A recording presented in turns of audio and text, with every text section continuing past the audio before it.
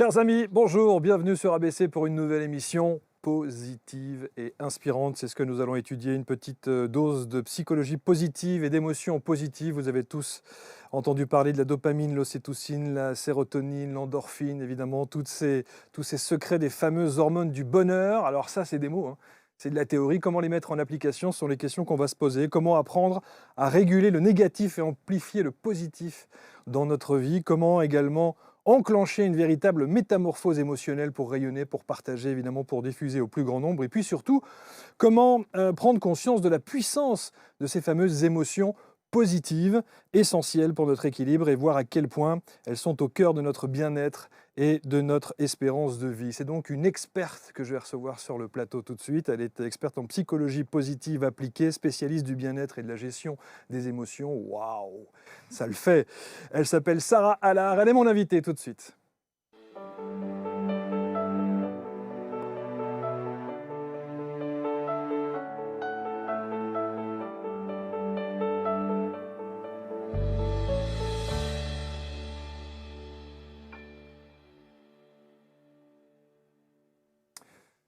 Voilà, on est installé. Merci d'être avec nous sur ABC pour cette nouvelle émission I Feel Good.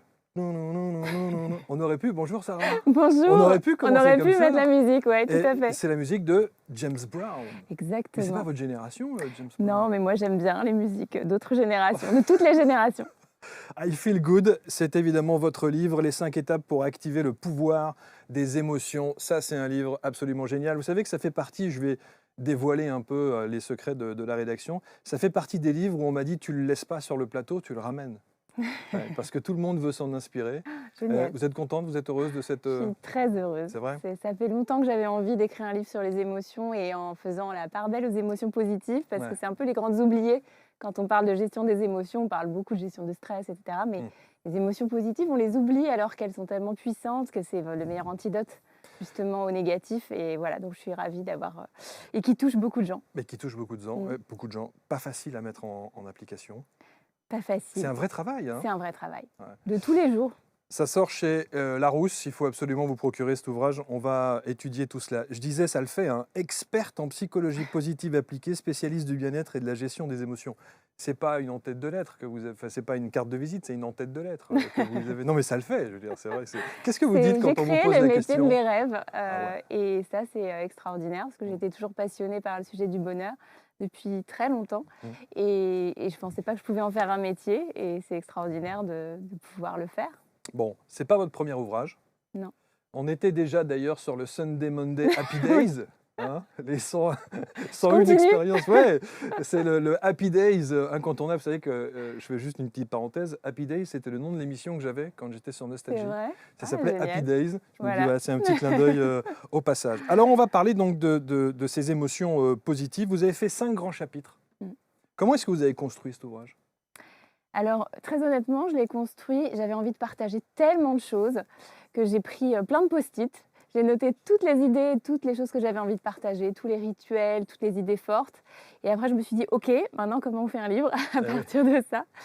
Et donc, j'ai organisé par bloc ce qui me semblait organisable. Et puis, petit à petit, il y a ces 5 étapes qui sont apparues. Et c'est vrai que c'est un travail, comme vous l'avez dit. Donc, je trouvais que des étapes, un chemin, aider les gens à avancer sur ce chemin-là avec des étapes assez claires, je trouvais que c'était intéressant. Qu'est-ce qu'il a de plus votre livre que les autres n'ont pas? Parce que cette thématique des émotions, émotions positives, émotions négatives, on va rentrer dans le détail dans un instant, ça a déjà été exploité, ça a déjà été abordé.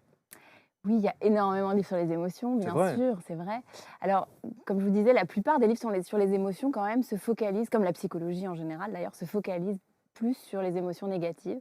Moi, j'ai voulu en parler et j'en parle beaucoup dans le livre des émotions négatives, de ne pas les diaboliser, de les prendre pour ce qu'elles sont, c'est-à-dire des informations, etc.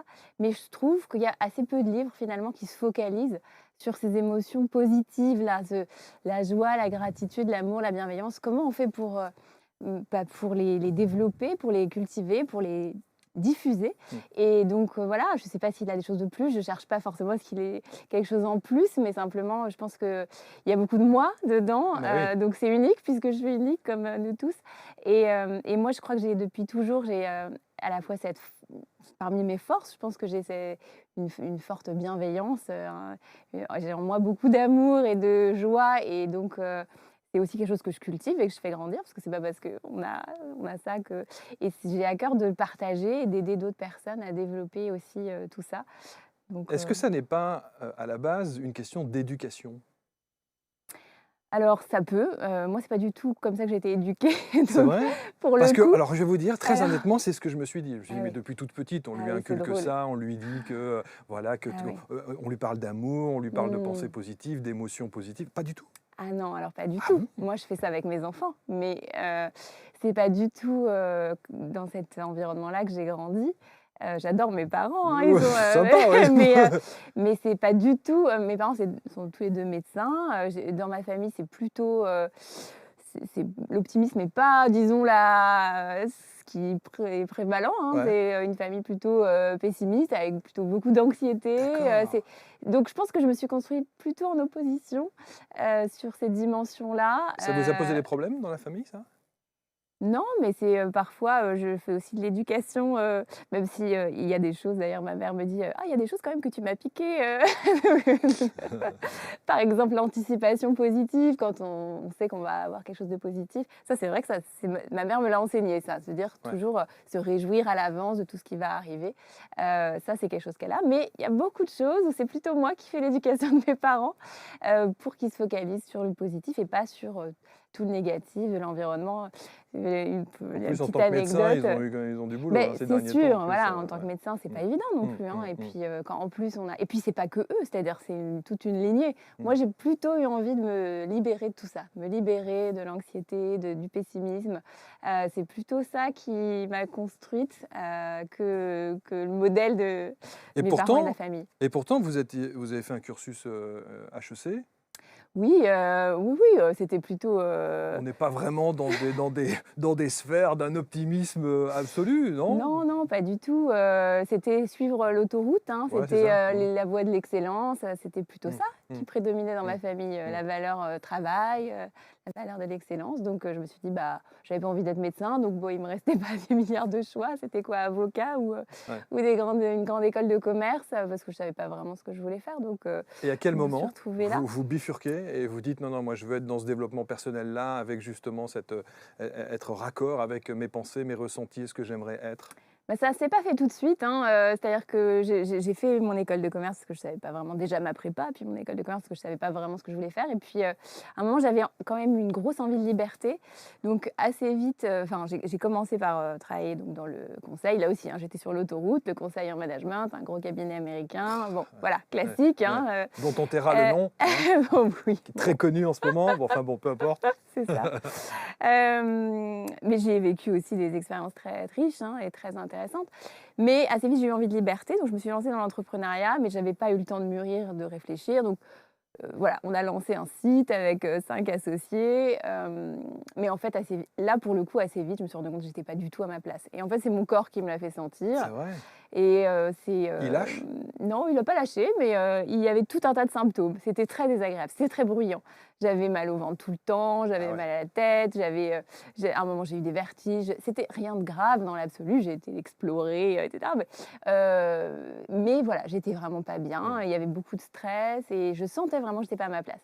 Et donc là, j'ai pu commencer j'avais l'avantage d'être entrepreneur, donc je me suis dit: «Bon, là, je vais réfléchir, je vais prendre le temps».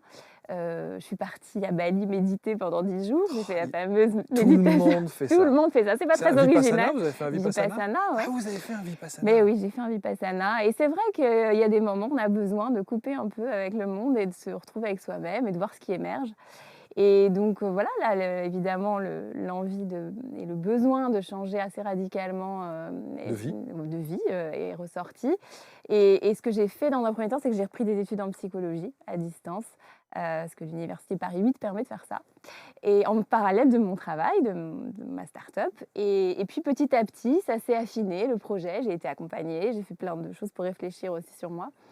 Et puis d'ailleurs, il y a eu des choses un jour, je me souviens que j'ai un entrepreneur que j'admirais beaucoup qui disait bah, si vous ne savez pas quoi faire, regardez ce qu'il y a dans votre bibliothèque. Vous voyez. Et ça, c'est assez intéressant comme exercice. Qu'est-ce qu'il y a dans notre bibliothèque? Ça parle de quoi? Et ben moi, il n'y avait que des livres sur le bonheur. Et depuis toujours, c'est vrai que c'est quelque chose qui m'intéresse beaucoup. Mais comme je vous disais, je ne pensais pas pouvoir en faire un métier. Bah Ce oui. n'était pas forcément évident. Et puis, à un moment, je me suis dit, allez, je me lance. J'ai envie de travailler dans ce domaine-là. Donc, je vais organiser un premier séminaire sur le bonheur au travail parce que c'était le lien entre, évidemment, mon expérience de consultante du monde de l'entreprise et puis ce thème du bonheur. Je n'avais pas encore fini mes études en psychologie, mais je me suis déjà lancée. Je me suis formée à la psychologie positive.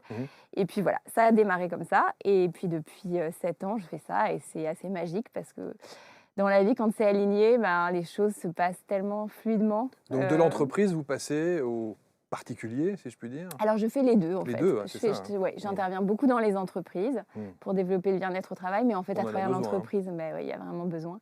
Et puis, de toute façon, on s'adresse aux individus dans les entreprises, parce que, enfin, à tous les niveaux, l'individu, l'équipe, l'organisation. Et puis, bah, aussi les particuliers, à travers des conférences, les livres, où j'ai vraiment envie de délivrer ces messages pour le plus grand nombre. Est-ce que, je pose toujours la même question aux invités que je reçois, est-ce que vous arrivez honnêtement, Sarah, à mettre en application tout ce que vous écrivez dans votre livre? Est-ce que les 5 fameuses étapes pour activer justement ce pouvoir des émotions positives, vous arrivez à le mettre en place dans votre vie? Eh bien, en tout cas, j'essaye de tout mon cœur de le faire. Il y a des moments, j'y arrive. Il y a des moments, j'y arrive un peu moins. Et puis, je redresse. Vous savez, je pense que dans la vie, on est des équilibristes. On est un peu tous, c'est-à-dire qu'il y a des moments, bah, puis on avance en fait. Donc, forcément, il y a des moments, j'y arrive très bien. Parce que j'ai un peu plus de temps, parce que mes enfants sont pas malades et que tout est aligné pour que ça soit facile. Et puis il y a des moments, bah, comme tout le monde, c'est un peu plus difficile parce que je suis un peu surchargée, parce que voilà, il y a les enfants à gérer, la vie. Mais pour moi, ça fait partie de ma mission en fait. Ma mission, je l'ai formalisée, je l'ai écrite, et ma mission, c'est incarner, créer, partager, pour aider les autres à vivre heureux, serein, en bonne santé et en harmonie. Voilà. Donc incarner, c'est hyper important pour moi. Je suis d'accord. Vous savez que les gens qui nous écoutent, qui nous regardent parfois, de temps en temps, ça les fait sourire parce qu'ils se disent oui, mais ça c'est des méthodes, pardon, hein, de béni oui, c'est-à-dire que le fait d'être dans le bonheur, de parler toujours de gentillesse, d'amour, de partage, de propager, de ceci, cela, oui, c'est bien beau, mais ça c'est des problèmes de riches ou en tout cas de gens qui n'ont pas de problème. Qu'est-ce qu'on peut répondre à ça? Ben moi, je dirais que c'est justement... c'est un peu le contraire. Il y a une phrase de Paul Claudel que j'aime beaucoup qui dit le bonheur, ce n'est pas l'objectif, mais le moyen de la vie. Et je pense que c'est vraiment ça, c'est-à-dire de se dire finalement, c'est facile quand tout va bien, d'aller bien et d'être optimiste. Et voilà. Justement, là où les émotions positives nous aident énormément, c'est dans les moments un peu plus difficiles ou voire très difficiles, où on va se connecter. Parfois, c'est difficile. Hein. Parfois, on vit des tempêtes dans la vie terrible, hein. Enfin, je veux dire, on en a tous vécu, hein, ou alors on en vivra tous dans notre vie. Enfin, statistiquement, on y passe tous hein, à certains moments. Et ben, je pense qu'à ces moments-là, se raccrocher aux petits moments, aux petites choses positives de notre vie, c'est ce qui nous permet de rebondir et c'est ce qui nous permet de trouver la force, la résilience et puis peut-être aussi des solutions, parce que parfois on a besoin de trouver des solutions. Donc non, pour moi, c'est vraiment pas un truc de béni oui et de bisounours. C'est un outil extraordinaire pour se développer et pour surmonter les épreuves. Et voilà. Donc, alors, les fameuses 5 étapes, on va détailler tout cela, la découverte, l'autodiagnostic, l'expérimentation. Alors ça, tous ceux qui viennent s'installer sur ce canapé le disent à chaque fois, il faut expérimenter, il faut oser, il faut se mettre en situation, il faut faire les choses, il faut passer à l'action, évidemment. Une fois qu'on a acquis tout ça, il y a le ressenti de la transformation et puis ensuite propager la contagion positive à notre entourage. Il y a évidemment ces statistiques que tout le monde connaît, 80% de bonne humeur. Il faudrait une émotion négative pour 3 émotions positives. Ça, c'est de la théorie aussi. C'est de la théorie, ça c'est évidemment, c'est pas facile de se dire j'en suis. Oui, alors où est-ce qu'on en est aujourd'hui? Il est 18h, j'en suis à la première, à la seconde. Voilà. Mais ce qui est intéressant, je trouve, dans ce ratio quand même, je trouve qu'il est intéressant parce que déjà, c'est pas 1 pour 1. Il faut quand même vraiment plus d'émotions positives. Donc, c'est-à-dire que ça doit être un focus. Ce qui est intéressant aussi, moi, je trouve, comme notion, c'est que c'est la fréquence qui est plus importante que l'intensité. C'est-à-dire qu'on a besoin, finalement, plutôt que d'avoir des grands moments comme ça, de chercher le grand bonheur avec un grand B, on va chercher plein de petits moments finalement dans nos journées de petits moments positifs. Et c'est ça qui va construire finalement notre bonheur et nos émotions positives. Et aussi cette idée de ratio, c'est intéressant parce que c'est un effet de seuil. Et ça, on peut tous le vivre. C'est-à-dire que ça veut dire que tant qu'on ne se sent pas bien, ça veut dire qu'on n'est pas probablement à 3 émotions positives pour une émotion négative. On n'est pas au bon ratio. Donc, un petit truc qu'on peut se dire, c'est là, je me sens pas bien, bah, je vais essayer de rajouter un petit moment positif. Tiens, je vais essayer de rajouter un petit plaisir. Tiens, peut-être Ça passe par une pensée? mais ça peut être une pensée, ça peut être tiens, je vais Un prendre acte? 2 minutes pour me faire une Un thé? méditation, je vais me faire un thé en pleine conscience, je vais me commander un petit plat que j'adore, je vais me trouver un bon film réconfortant pour ce soir parce que là vraiment ma journée a été pourrie. Éprouvante, Et ouais. voilà, et en fait c'est ce truc de seuil, et quand on le vit, moi je l'ai vécu à certains moments, et notamment pendant le premier confinement où j'ai eu l'idée de ce livre, où vraiment, bah, comme beaucoup de gens, hein, mais en plus j'étais enceinte, mon conjoint avait le Covid, enfin, c'était vraiment un peu, je devais gérer mon fils, enfin, et mon travail, enfin, c'était vraiment une période compliquée. Et en fait, j'ai pris conscience que bah, il fallait que je rajoute des émotions positives, parce que là j'étais en manque d'hormones du bonheur, en manque d'émotions positives. On a été coupé de beaucoup de Bien sources sûr. positives à ce moment-là, et parfois on l'est encore, et parfois la vie nous coupe de nos sources d'émotions positives. Et donc, il faut essayer d'en rajouter. Et à un moment, on sent qu'on bascule et ça va mieux. Et en fait, voilà. Donc, d'avoir cette idée de seuil, je trouve que c'est quand même intéressant. Comment vous expliquez qu'il y a des gens qui ont cette faculté de justement intégrer dans leur vie, dans des phases extrêmement d'émotions négatives, des petites touches comme ça de bonheur et de phases positives, d'émotions positives? Comment certains y arrivent et d'autres se laissent complètement sombrer et complètement plonger et qu'ils ne remontent pas et qu'il faut aller les chercher, il faut aller les soutenir? Comment est-ce que certains y arrivent et pas d'autres? On n'est pas tous égaux, on n'est pas tous identiques. Je pense qu'il y en a qui sont plus sensibles, il y en a qui sont plus fragiles Ouais. aussi, il y en a qui ont une histoire qui les a fragilisés. On sait bien en psychologie qu'il y a des profils différents et que Mm. certains vont être plus sensibles aux épreuves de la vie, et certains sont plus forts. Mais en même temps, voilà, on n'en vit pas tous non plus les mêmes choses, donc on ne peut pas vraiment comparer. Certains, peut-être, sont très forts, mais il va leur arriver une épreuve tellement dure que là, ça va quand même les mettre par terre. Enfin, Mm. et puis voilà, on n'est pas non plus toujours aussi fort dans sa vie, parce que parfois, on a des épreuves à répétition qui nous fragilisent. Donc je pense que voilà, ce qui est important, c'est d'essayer de se connaître et de comprendre comment on se situe. Déjà, moi, je sais que je suis très sensible, donc je suis peut-être pas hyper sensible, mais très sensible. Donc, je sais que pour moi, c'est très important. Je peux vite monter et Ah avoir oui, du mal à des redescendre. Donc, montagnes russes émotionnelles. voilà, et du Ouais. coup, c'est important pour moi d'avoir des outils. Moi, et d'ailleurs, je le dis sans aucune honte, moi, je suis accompagnée depuis des années. J'ai une thérapeute tous les Mm. 15 jours, et c'est moi un petit moment où je fais le point, je libère s'il y a des choses à libérer, je libère. Mm. Si tout va très très bien, et ben, j'ancre le positif et je fais des visualisations, je fais plein de choses. Enfin, ces moments-là, ils sont très précieux, mais je sais que j'en ai besoin parce que voilà, j'ai cette sensibilité-là. Donc, essayer de se connaître et puis aussi d'être attentif aux autres, et parfois de donner de l'aide aux autres quand on sent que quelqu'un est en train de sombrer. C'est pas toujours facile, Ouais, hein. c'est sûr. C'est pas toujours facile, mais en tout cas, d'être présent et d'identifier peut-être les signaux faibles aussi. Votre thé va être froid. Merci. Sarah Allard, donc I Feel Good, c'est ce livre qu'il faut se procurer, 5 étapes pour activer le pouvoir des émotions positives aux éditions Larousse. D'abord, dans la première phase, vous parlez de la découverte évidemment. Mhm. Découverte de ces émotions, il faut les identifier, les analyser, les comprendre. C'est ça la découverte? Oui, alors la découverte, c'est plein de choses. C'est aussi effectivement de les identifier, puis de comprendre qu'est-ce qui qu'est-ce qui nous fait vibrer, qu'est-ce qui nous procure des émotions positives et qu'est-ce qui nous génère du stress. C'est surtout comprendre nos sources, nos déclencheurs, ça peut être très utile, et c'est ça que j'explore dans cette première partie. Puis comprendre les pouvoirs dont vous avez parlé, évidemment, parce que c'est comme un médicament où si vous connaissez ses bienfaits, bah, ça va Mm. vous aider, ça va vous motiver à le prendre, et ça va augmenter ses bienfaits aussi. Donc, bah, si on sait que les émotions positives vont améliorer notre santé, nos relations, notre bonheur, et puis notre travail aussi, bah, Ouais. ça peut motiver, quoi. Donc, Mm. c'est intéressant. Et moi, un exercice que j'invite tout le monde à faire, c'est de se dire bah, à quel moment je me sens dans la joie, dans l'amour, dans la gratitude, dans la fierté. Voilà, qu'est-ce qui me génère? Est-ce que ça peut être des personnes, des activités, des environnements? Enfin, vraiment de faire, ça peut être à deux, c'est très intéressant à faire aussi, c'est un peu l'interview positive. Mm. Il y a d'autres exercices que je propose dans le livre pour explorer ça, mais je trouve que on peut aussi faire une frise un petit peu avec tous les événements dans notre vie qui ont été particulièrement marquant positivement. Et en fait, votre frise ne sera pas la même que la mienne et ce ne sera pas le même type d'événement qui aura généré du positif parce qu'on est tous différents et que c'est une extraordinaire façon de se connaître aussi, les émotions, c'est ça que j'adore. Et par exemple, la joie, on dit toujours que c'est une très belle boussole, mais c'est vrai. En fait, quand je suis dans la joie, c'est que je suis dans la bonne direction. Et ça, c'est extraordinaire. On est toujours en train de se poser plein de questions. Est-ce que c'est bien? Est-ce que tu es dans la joie? Moi, souvent, c'est ce que je pose comme question aux gens. Est-ce que ça te met en joie finalement, cette activité Et si la réponse est non, c'est peut-être que c'est pas complètement aligné. Et on n'a pas le choix. Parfois, on n'a pas le choix.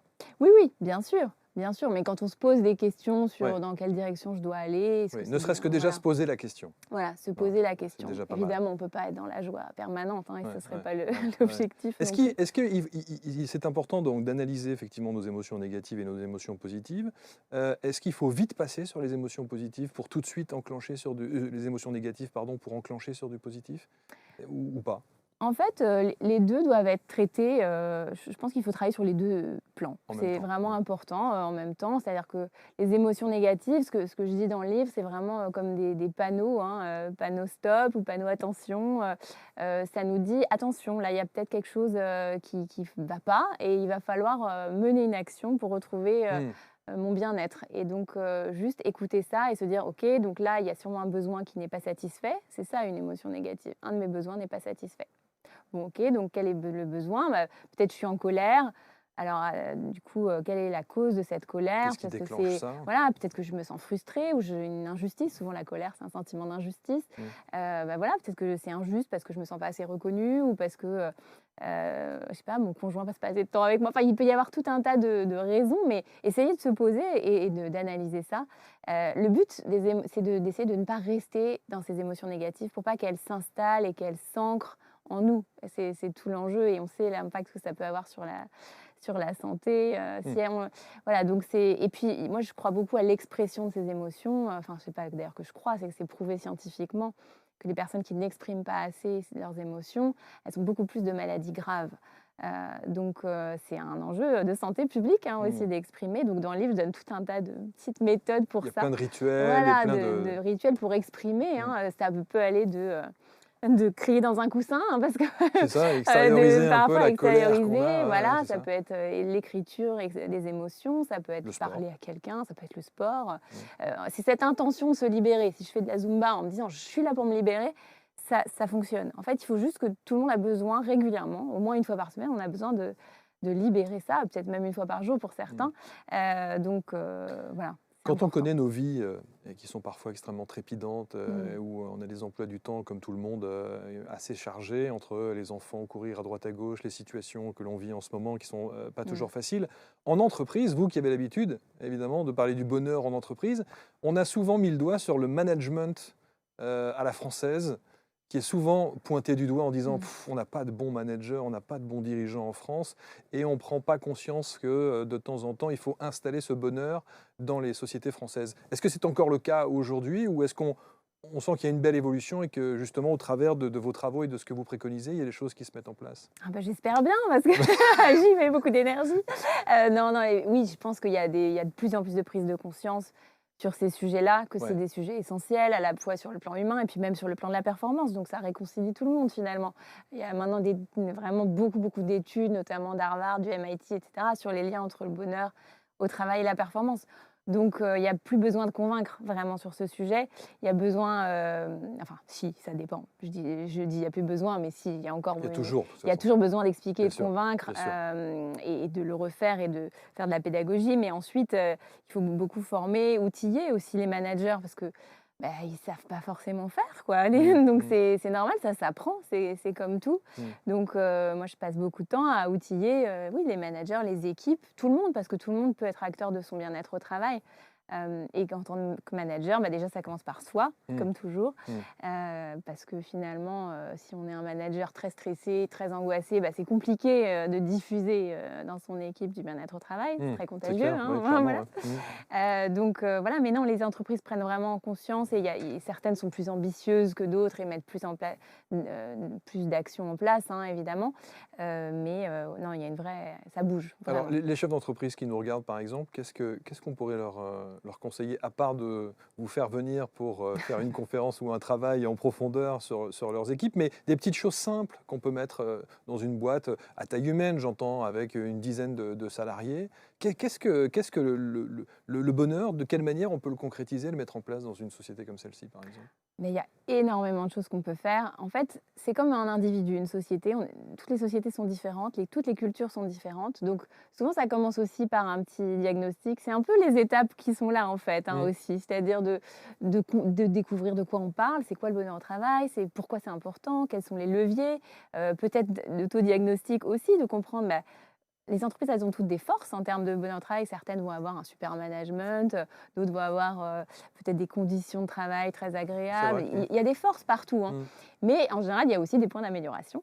Donc, de identifier ces points d'amélioration, c'est important aussi. Mmh. Et puis après, expérimenter tout un tas de rituels en entreprise. Il y a plein de choses, hein. Mettre plus de joie dans l'entreprise. Ça peut être via des jeux, des moments de séminaire, ça peut être via aider les gens à être dans leur zone de brillance. Prendre un pot. Prendre un pot, En équipe. l'informel, ça a beaucoup manqué, Ouais, là, ouais, l'informel. c'est vrai. Depuis, Ouais. donc là, il faut recréer du lien. L'enjeu actuel, là, c'est de Mm. recréer du lien entre les gens.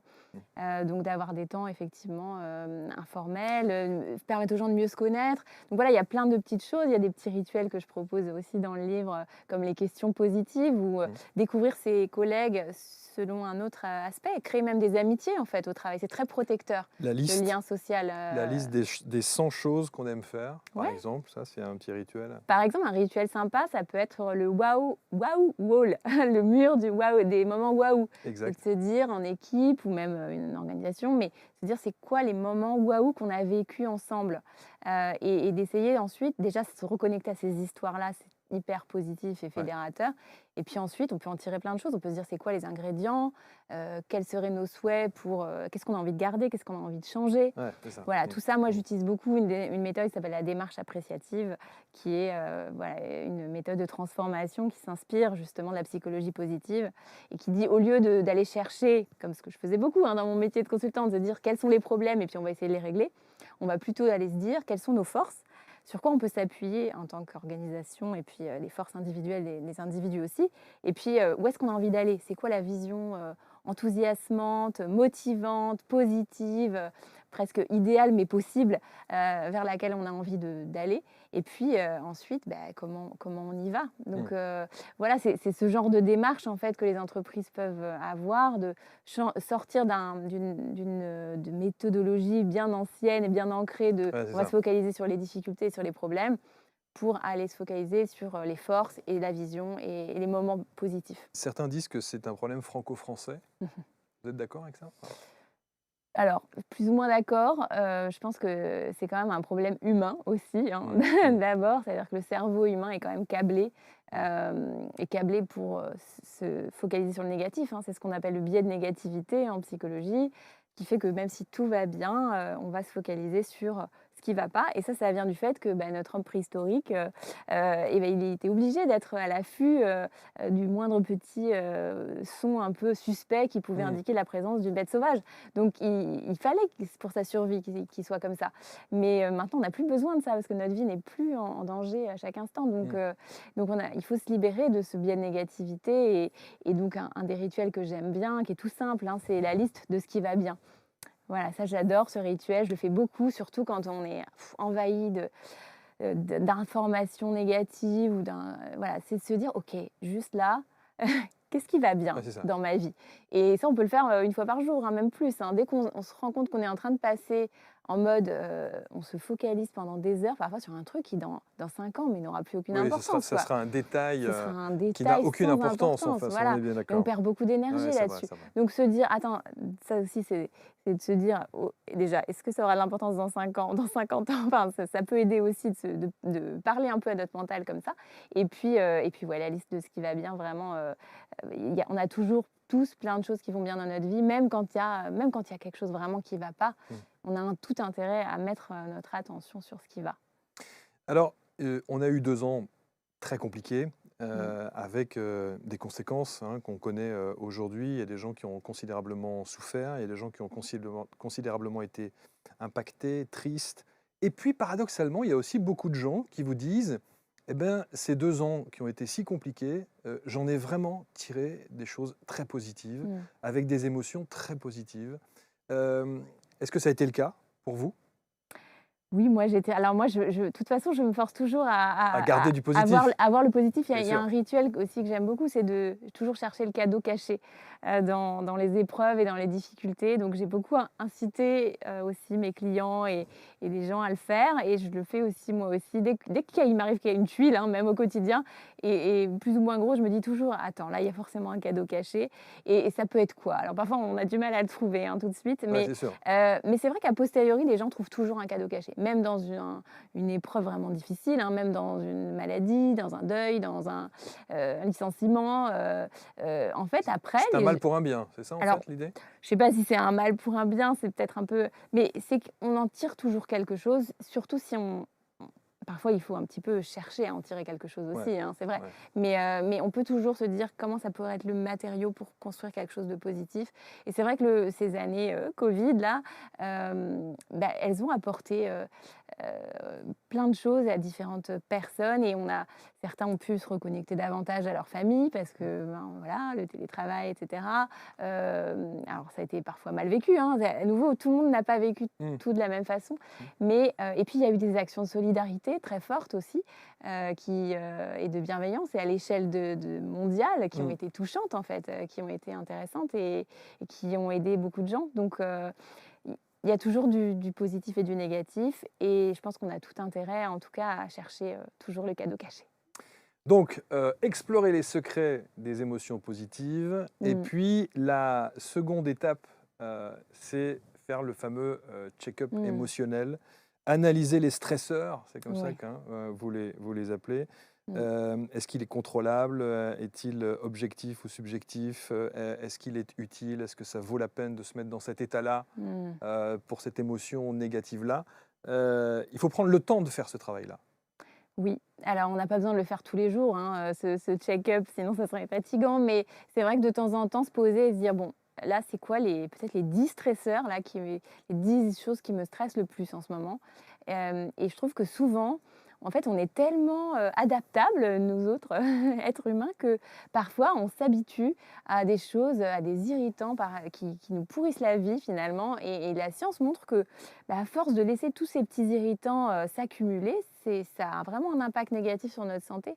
Donc, ça peut être des petites choses, hein. Je m'arrache les cheveux tous les jours sur cette imprimante, qui marche pas. Bah, au bout d'un moment, on prend, un peu de temps ou d'argent ou d'énergie, mais on la fait remplacer ou on la C'est ça. répare ou Mmh. c'est vrai que ça prend parfois un peu de temps, mais en fait, après, ça fait gagner beaucoup. Donc, certains se prennent, une journée par mois pour aller on éponge, plein de choses, ça peut être ça aussi, hein. Donc ou alors, je suis toujours en retard pour amener mes enfants à l'école et du coup ça me stresse. Mais peut-être qu'il faut préparer des choses la veille, mettre en place des nouveaux rituels, partir 10 minutes avant et finalement tout le monde se sentira bien mieux. Ouais. Donc c'est d'être dans cette, idée d'amélioration continue, de ne pas laisser trop les stresseurs s'accumuler. Alors il y a des choses qu'on ne peut pas modifier, on est d'accord, hein. Quand un proche est malade, bah, c'est pas quelque chose qu'on peut, Mmh. modifier comme ça. C'est sûr. Donc il va falloir activer d'autres, stratégies Mmh. sur ces stresseurs-là. Mais il y en a beaucoup, beaucoup plus qu'on ne croit, sur lesquels on a un pouvoir, même quand on est en conflit avec quelqu'un, par exemple. Bah, parfois, en fait, on n'a juste à parler des choses et donc aller en discuter et peut-être on peut s'appuyer sur la communication non violente, sur des outils qui vont nous aider Mmh. à nous sentir, peut-être, plus confiants dans cette discussion-là. Et ben ça va nous aider et ça va nous enlever parfois un poids, énorme, en fait. Donc voilà, on a le pouvoir de changer beaucoup de choses.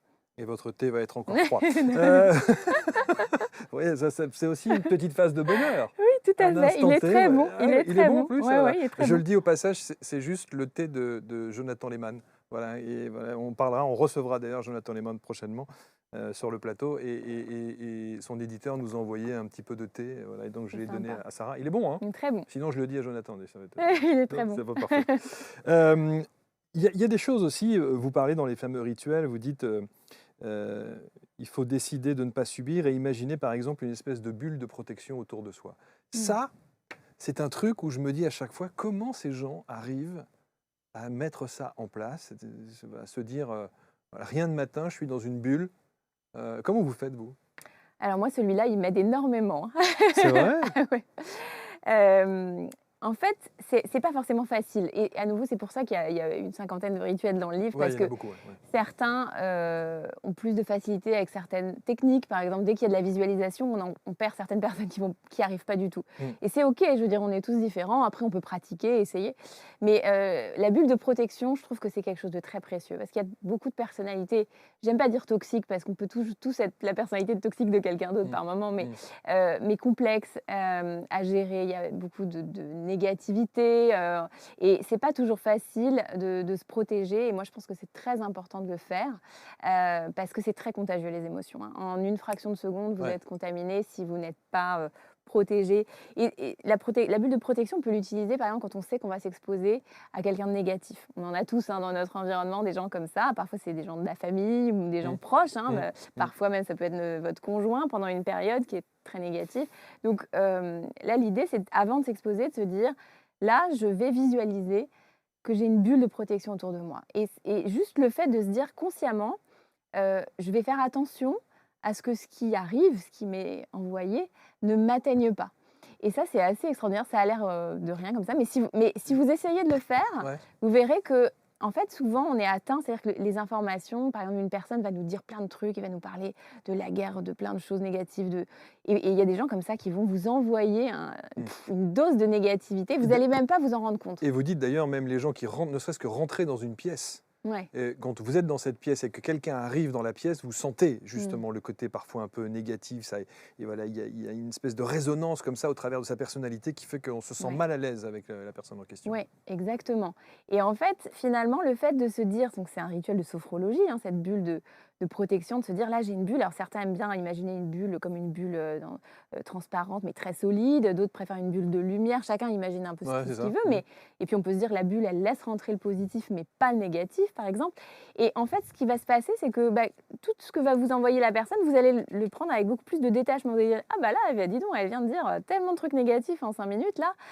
Mais c'est ça qui va se passer. Au lieu de vous laisser atteindre inconsciemment et que ça vous atteigne assez profondément, vous allez avoir cette intention de ne pas vous laisser atteindre, qui va suffire. En fait, l'intention quasiment suffit. C'est-à-dire que même si on n'a pas la capacité de visualiser, de se dire, attention, là, je me prépare, je vais aller avec quelqu'un, je vais au front, j'y vais parce que je n'ai pas le choix pour telle ou telle raison. Mais cette fois, je me protège. C'est comme si j'avais mon masque pour le Covid, etc. Et puis après, pas oublier quand même de faire attention à pas trop s'exposer à ces personnes-là si on peut, parce que c'est quand même compliqué d'être en bonne santé mentale dans un environnement qui est totalement toxique, hein. Enfin, je veux dire, donc faire attention à ça aussi. Et puis après, en plus, on risque de devenir soi-même toxique parfois, hein, parce qu'on dit souvent qu'on est la moyenne des 5 personnes qu'on côtoie le plus. Donc attention à qui, ça, c'est on intéressant. côtoie. On est la moyenne des 5 personnes qu'on côtoie le plus. Ouais, ça je suis fait... en train d'énumérer, je suis en train de me mettre en tête les 5 personnes que je côtoie le plus, et voilà, je serai donc la synthèse de ces 5 personnes. C'est une expression, mais je trouve que c'est assez révélateur. C'est difficile de rester positif, par exemple, si vous êtes entouré uniquement de personnes négatives. C'est pour ça que si c'est le cas, il faut aller chercher ailleurs des énergies nouvelles et différentes. Il faut peut-être créer des nouvelles amitiés, aller voir des nouveaux collègues qui ont l'air positifs. Et puis voilà. Tout à l'heure, vous parliez justement des petits rituels, le poster intuitif aussi. Ça, c'est le rituel numéro 9. Mais quand vous faites vos listes, des choses qui vous ont procuré des émotions négatives, qu'est-ce que vous en faites de la liste après ? Justement, la liste, après, je l'analyse. C'est-à-dire que je me dis, déjà, qu'est-ce que je peux changer ? Bam. Du coup, s'il y a des situations que je peux modifier, je vais pouvoir barrer quelques stresseurs. Ça va me faire de bien. Ensuite, je peux aussi me dire, quelles sont les choses pour lesquelles j'ai une réaction disproportionnée ? Par exemple, si je suis hyper stressée, à chaque fois je prends l'avion, mais que c'est un cauchemar, etc. Moi, j'aime pas trop l'avion, mais j'ai beaucoup travaillé, j'ai beaucoup progressé là-dessus. Ça fait partie des choses sur lesquelles j'ai travaillé, parce que je suis amenée à prendre beaucoup l'avion. Donc, Donc, je travaille beaucoup sur la visualisation positive, des méditations. Je prépare mes voyages en avion. J'ai pris beaucoup d'informations sur comment ça se passait, etc. Donc, j'ai travaillé sur toutes les dimensions cognitives, émotionnelles et même sur le sens. Pourquoi je prends l'avion? Bah, si je prends l'avion, c'est parce que je n'ai pas d'autre solution, parce que si je peux prendre le train, de toute façon, c'est plus écologique. Mais parce que ça me permet de vivre des expériences aussi extraordinaires, des voyages que je ne pourrais pas faire autrement. Oui, donc voilà, c'est de travailler sur toutes ces dimensions-là.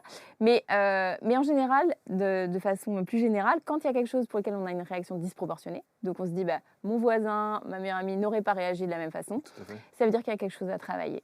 Et ça veut dire qu'il y a une blessure, il y a quelque chose qui peut être dans le passé récent ou lointain. Et donc ça, c'est intéressant aussi. Ceux-là, ils ne vont pas forcément être faciles à barrer de la liste, ces stresseurs-là, mais ils sont intéressants parce qu'ils vont nous aider à travailler sur nous, à cheminer, à peut-être se libérer d'un certain nombre de peurs et d'angoisses bien ancrées. Qu'est-ce que vous avez fait pour l'avion alors? Ce que je vous ai dit, moi, je travaille beaucoup sur... Après, je n'étais pas non plus dramatique, je ne sais pas où vous en êtes. Si, moi je suis presque en apnée. Ah oui. Ouais, j'ai un vrai problème avec ça. Et vous savez ce que je fais? Je mets, j'ai trouvé un casque audio où vous pouvez enlever tout l'environnement sonore. Donc vous avez une petite manette, hop, ça fait une espèce de ventouse et vous êtes complètement isolé dans cette fameuse bulle. D'ailleurs, ça pourrait être ça, d'ailleurs, la bulle. Et je mets une musique de méditation avec le comme ça, pendant tout le voyage, très fort. Ouais. De telle sorte que je ne puisse pas entendre le bruit des moteurs autour. J'ai une vraie appréhension. Et donc, j'arrive à m'en sortir avec ça. Il faut trouver ces petites choses. Et puis après, quand c'est trop handicapant, le problème, c'est quand ça nous empêche de vivre des expériences. C'est-à-dire que si vous me dites, là, je ne peux plus aller en voyage, parce que là, ça veut dire qu'il faut absolument consulter, parce qu'il n'y a pas de raison de rester avec ça. Il n'y a pas de raison de rester avec une peur de la foule qui nous empêche de vivre normalement, une peur des pigeons qui fait qu'on... Enfin, voilà. Et puis, tout un tas de peurs comme ça qui sont... je ne dis pas que c'est facile, mais ça se travaille et il faut être bien accompagné, mais c'est possible. Et voilà, il n'y a pas de raison de rester avec ça si ça nous empêche de vivre normalement.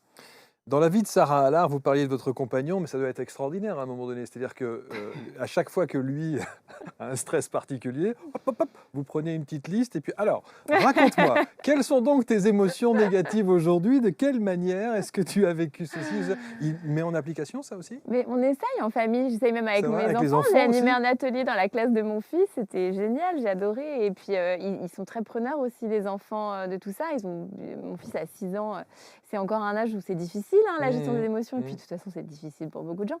Mais on essaye, oui, en famille. Mais mon conjoint me coach aussi sur d'autres aspects. On s'entraide beaucoup sur toutes ces dimensions-là. Ouais. La troisième étape dans votre ouvrage, créer votre cocktail puissant et personnalisé, expérimenté.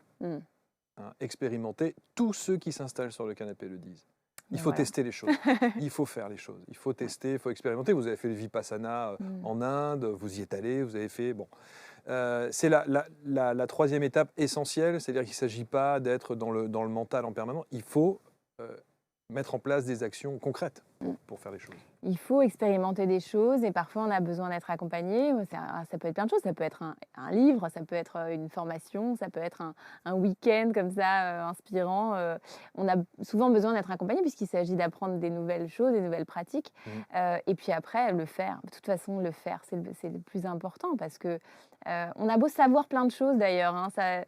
J'en parlais avec une psychologue que j'aime beaucoup, de docteur en psychologie, qui est une éminente experte des émotions et qui me disait pendant des années, j'ai été dans les meilleures universités, étudier la gestion du stress, mais je ne faisais pas, je ne faisais rien. Donc j'étais toujours très stressée, je ne comprenais pas, j'étudiais. Pourtant, je savais tout sur ce sujet. Et en fait, elle a commencé à réguler son stress et de façon même maintenant c'était un rapport tout à fait équilibré maintenant et sain au stress. Mais à partir du moment où elle a mis en place tout ce qu'elle avait appris, et ça c'est le plus difficile, c'est peut-être ça. C'est de mettre en place des choses parce qu'on a toujours envie de trucs miracles, on voudrait changer d'un coup. Mais c'est vrai que, comme le disait un jour une amie, souvent les gens qui ont eu un changement radical d'un coup, ils ont eu un accident de vie terrible. C'est-à-dire que c'est souvent des gens, on n'a pas envie forcément d'avoir ça. Oui, c'est une façon de changer radicalement d'un coup, mais souvent c'est pas forcément souhaitable.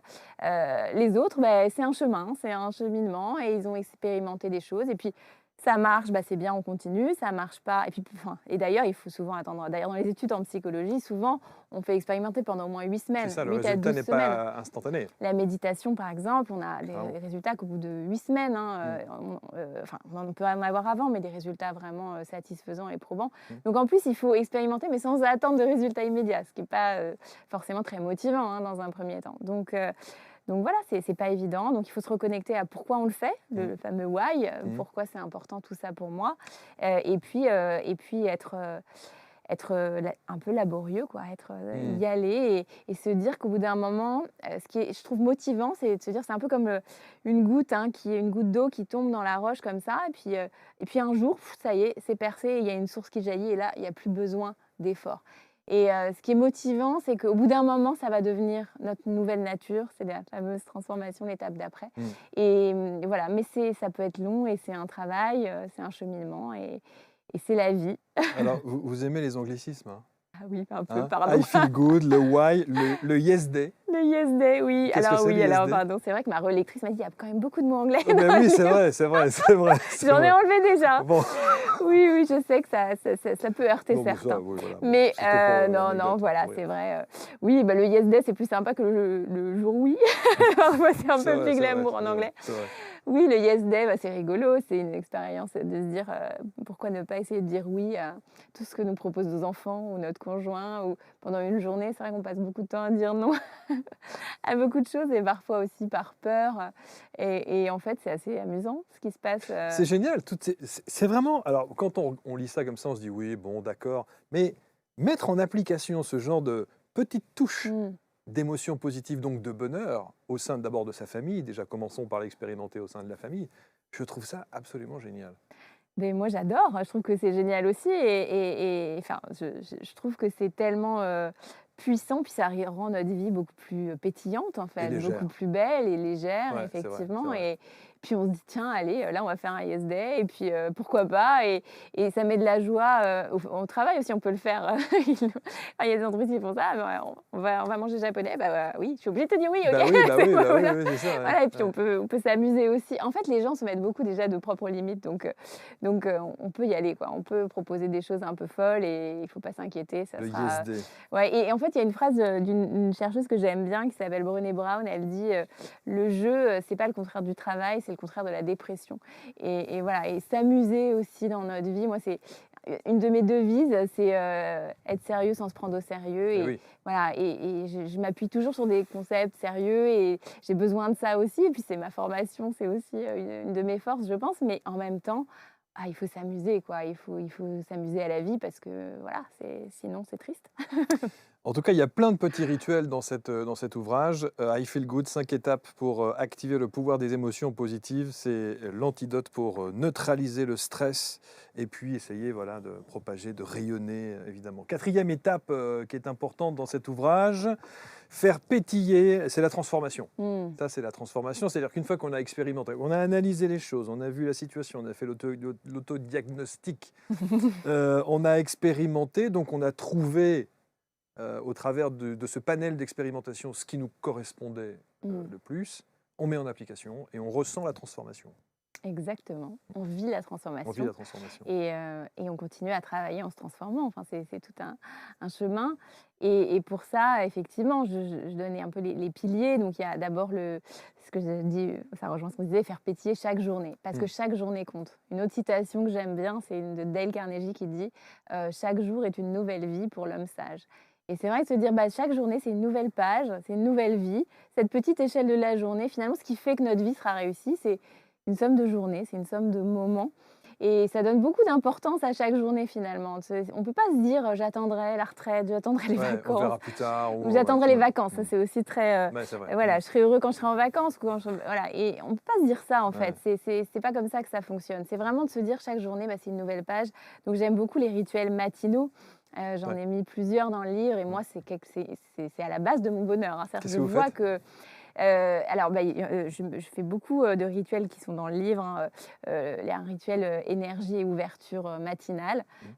Donc, tout simplement, je change selon les jours parce que j'aime bien varier un peu, mais il y a toujours un rituel. Donc, par exemple, j'imagine qu'il y a un grand soleil qui me diffuse plein de lumière, d'énergie positive.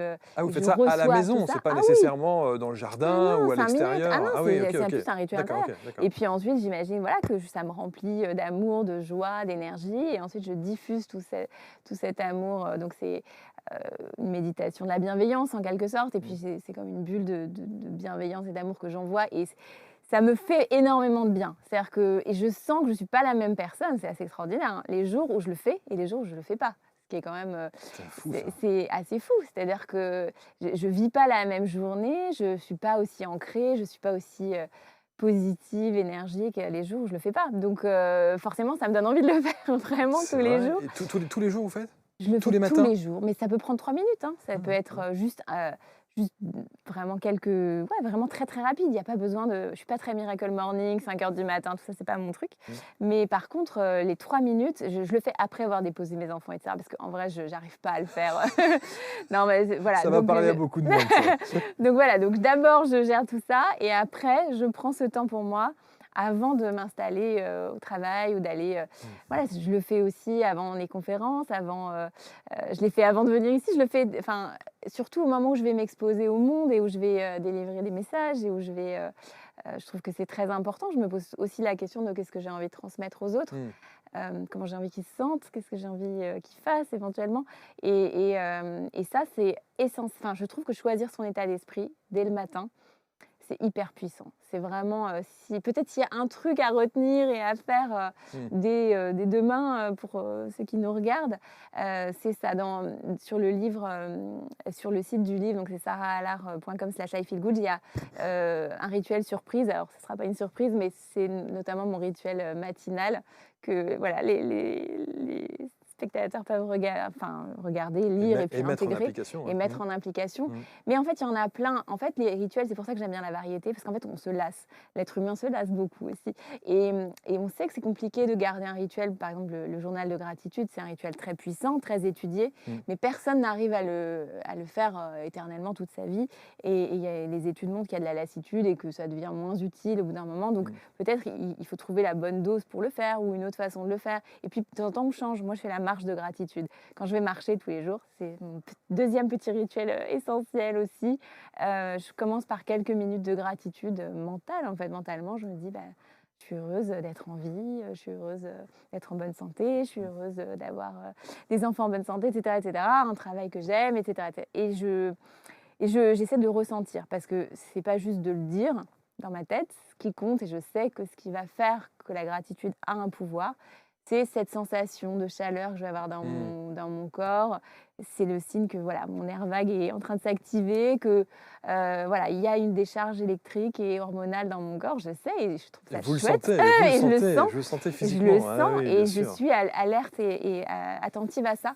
Et c'est extraordinaire en fait. Et je commence ma marche comme ça et puis après, forcément, je kiffe.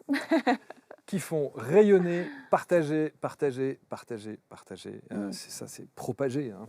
Évidemment, quand on a expérimenté tout cela et puis quand qu'on en tire les bienfaits. Juste un mot, vous parliez du rituel du matin. Vous avez un rituel pour le soir?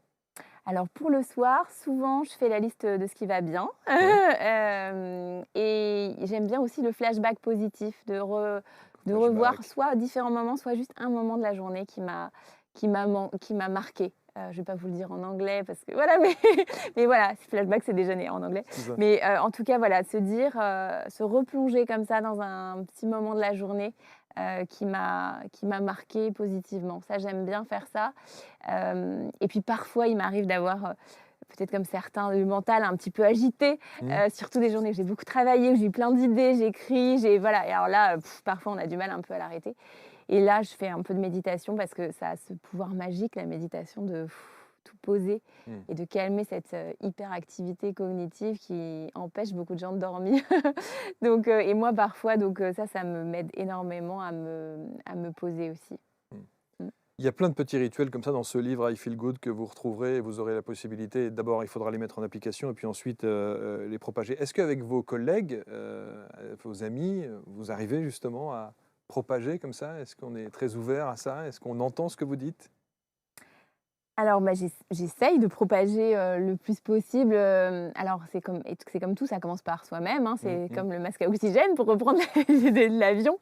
Donc, il y a des jours où on est plus à même de partager évidemment, hein. Le but, c'est il y a des jours où on n'est pas dans l'optique de partager, c'est pas la priorité. La priorité est plutôt de s'occuper de soi. Ouais. Mais quand on est dans ces émotions positives ou quand on a envie de les amplifier, d'en vivre encore plus, parce que souvent c'est dans la relation à l'autre, quand on regarde les moments où on est le plus heureux, c'est bien souvent dans la relation à l'autre. Quand on a envie d'amplifier ces moments-là, il y a plein de choses qu'on peut faire et moi, il y a beaucoup de choses que je fais en famille. Par exemple, le bilan positif, d'essayer de se dire, «C'était quoi les moments super de la journée?» Avec les enfants, c'est intéressant, hein, C'est vrai, c'est c'est vrai, pas c'est vrai, évident, c'est hein, vrai. mais petit à petit, ça devient des habitudes.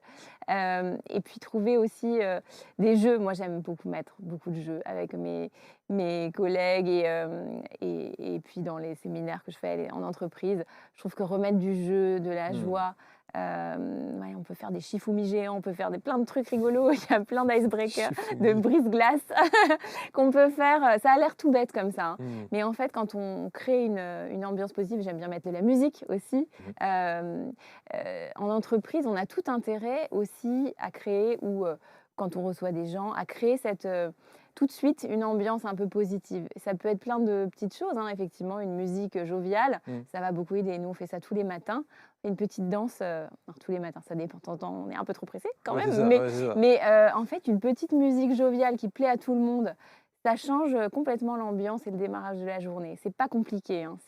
Ce soir, vous pouvez vous dire, bah, au lieu, pendant que je prépare à manger, Mmh. ou demain matin, quand vous vous préparez le matin, mettez une musique et vous voyez comme ça change la tonalité émotionnelle de votre journée. Et c'est assez extraordinaire, le pouvoir de la musique. Il y a d'autres petites astuces dans votre ouvrage? Vous avez ces bulles de gratitude? Oui, oui, Il y en a plein comme exactement. ça. Ouais, j'ai créé, des petites bulles, des bulles d'amour, de joie, de gratitude. En fait, je trouve que, c'est vraiment, j'aime beaucoup l'idée, qu'on peut diffuser des bulles positives. Un concept que j'aime bien, c'est un peu comme des ondes positives, mais les bulles, on peut les matérialiser. Mmh. Et j'aime bien l'idée que, beh, on diffuse, au maximum. Et moi, j'aime bien me dire: «Tiens, là, j'ai envoyé une bulle positive, j'ai envoyé un petit message de remerciement».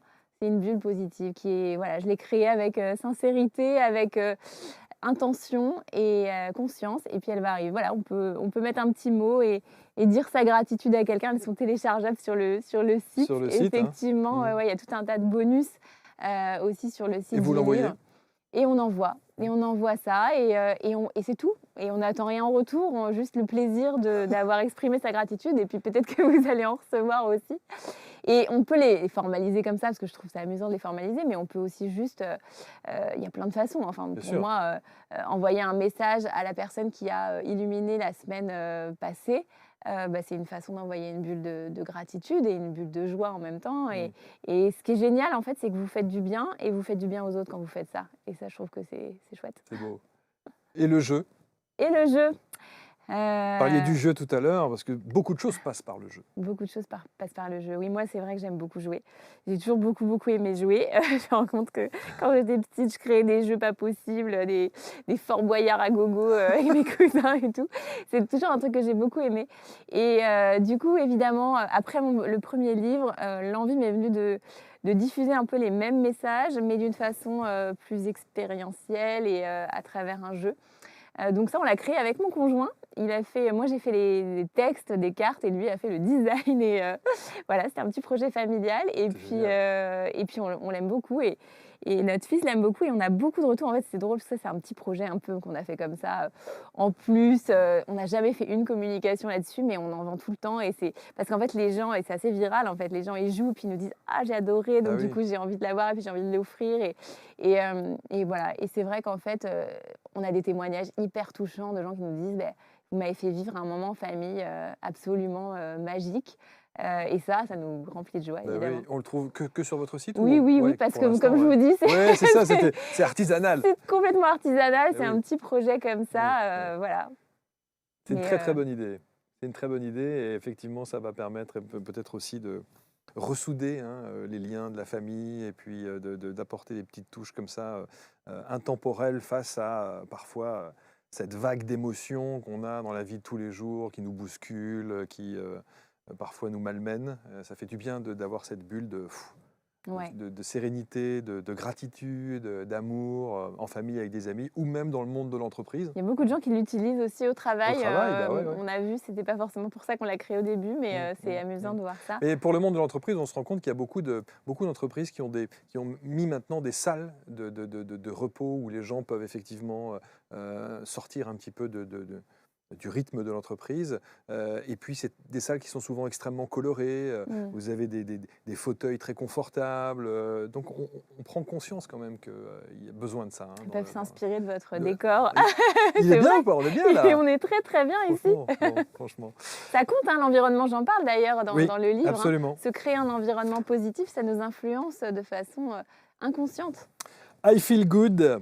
Les 5 étapes pour activer justement le pouvoir des émotions positives, parce que vous l'êtes. Merci infiniment, Sarah, d'être venue de Bordeaux. Merci pour les cannelés. Je vous en prie. Les cannelés. S'il y a bien un truc que je peux dévorer en 4 secondes et demie, c'est les cannelés.